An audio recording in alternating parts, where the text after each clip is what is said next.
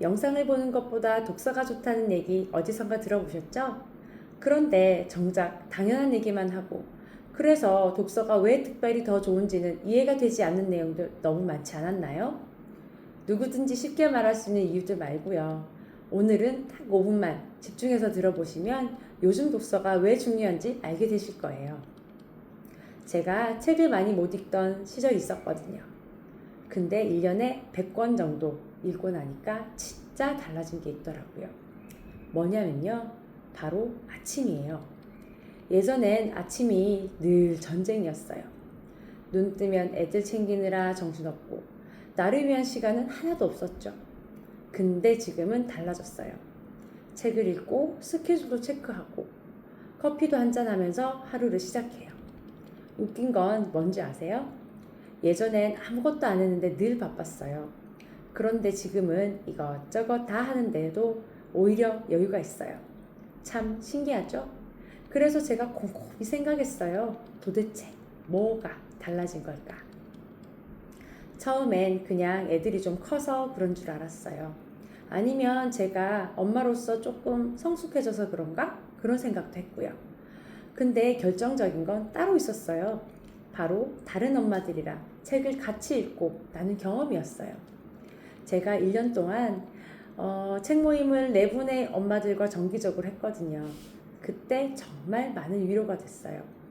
애들 등원시키고 5명 중 1명의 집에서 모였는데 만약 책을 읽고 만나는 것이 아니라 그저 만나는 것이었다면 공중에 사라져버리고 마는 그저 그런 수다가 되었을 거예요. 하지만 같은 책을 읽고 그 책 내용을 나누면서 관련된 경험을 나누다 보니 나만 힘든 게 아니구나. 다들 비슷한 고민하고 있구나. 이렇게 깨닫는 순간 마음이 한결 편해지더라고요. 여러분도 혹시 그런 경험 있으세요? 혼자 힘들다고 생각하다가 누군가 같은 이야기 해주면 괜히 눈물 핑 도는 거요. 저한텐 그 시간이 그랬어요. 그리고 또 하나, 엄마들과 함께 읽었던 게리 토마스의 부부학교란 책이 있었어요. 이 책은 부부가 서로 다름을 이해하고 존중하는 과정을 다룬 책인데요. 읽으면서 정말 웃음이 났어요. 남편들 다 비슷하구나. 우리 남편만 특별히 다른 게 아니구나. 어떻게 내 마음을 이렇게 딱 맞게 표현했을까? 이 사실 하나만으로도 마음이 편안해지고 큰 위로가 됐어요. 또 하나는요. 저는 책을 읽고 그냥 덮지 않았어요. 읽은 걸 제 삶에 연결하려고 애썼다는 점이에요. 근데 이게 처음에 쉽지가 않더라고요. 읽을 땐 감동인데 막상 현실에선 잘 안 되잖아요. 그래서 솔직히 좀 답답했어요.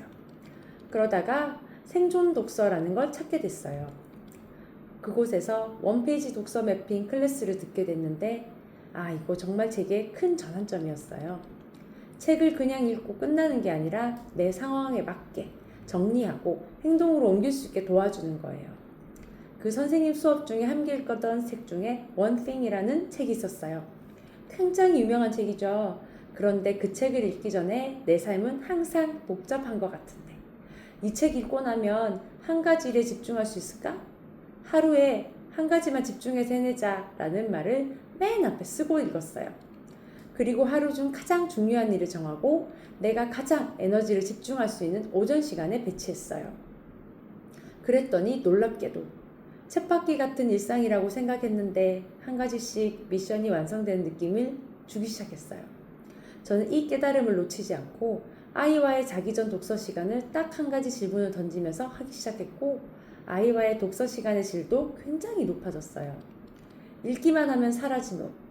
읽고 정리하고 행동으로 옮기면 삶이 달라지는 거예요. 그리고 마지막으로 가장 중요한 변화가 있었어요. 바로 제가 저 자신을 바라보는 시선이 달라졌다는 거예요. 예전엔 맨날 난 왜 이렇게 게으르지? 나는 왜 좋은 엄마가 안 되지? 이런 생각만 했거든요. SNS 속 멋진 엄마들 보면 비교만 했어요. 근데 책을 읽으면서 또 다양한 사람들의 이야기를 접하다 보니까 제 마음이 조금씩 바뀌더라고요. 이제는 이렇게 생각해요. 나 이미 충분히 잘하고 있어. 조금씩 더 나아지는 중이야. 이 관점 하나 바꾸니까 진짜 달라져요. 같은 상황인데도 덜 힘들고 덜 자책하게 되고 결국은 마음이 여유로워지는 거죠. 특히 최근엔 7살 딸과의 갈등이 조금씩 시작되고 있는데요. 박우란의 딸은 엄마의 감정을 먹고 자란다 라는 책을 읽으면서 큰 깨달음을 얻었어요.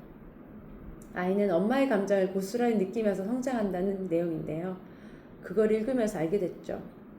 아, 결국 내가 나를 사랑해야 아이도 사랑을 먹고 자라는구나. 엄마의 시선이 사랑이 되려면 먼저 내가 나를 사랑해야 하죠. 그래서 제가 깨달은 게 뭐냐면요. 좋은 엄마가 되는 건 단순히 아침에 운동하고 명상하고 부지런해진다고 되는 건 아니더라고요. 저는 책을 읽고 다른 엄마들과 나누고 독서 매핑하면서 삶과 연결하고 결론적으로 제 자신을 긍정적으로 바라보는 법을 배우면서 조금은 더 따뜻한 엄마가 될 수 있었어요. 여러분도 한번 해보세요. 책을 읽고 작은 거라도 하루에 하나만 실천해보세요. 읽어야 읽을 수 있고 해봐야 달라져요. 올해가 끝나기 전에 딱 한 권이라도 그 책에서 얻은 걸 삶에 적용해 보시길 권해드려요. 그러면 분명히 마음이 조금은 달라져 있을 거예요. 오늘 제 이야기가 작은 용기 또는 위로가 되었으면 좋겠습니다. 다음 영상에서 또 만나요. 고맙습니다.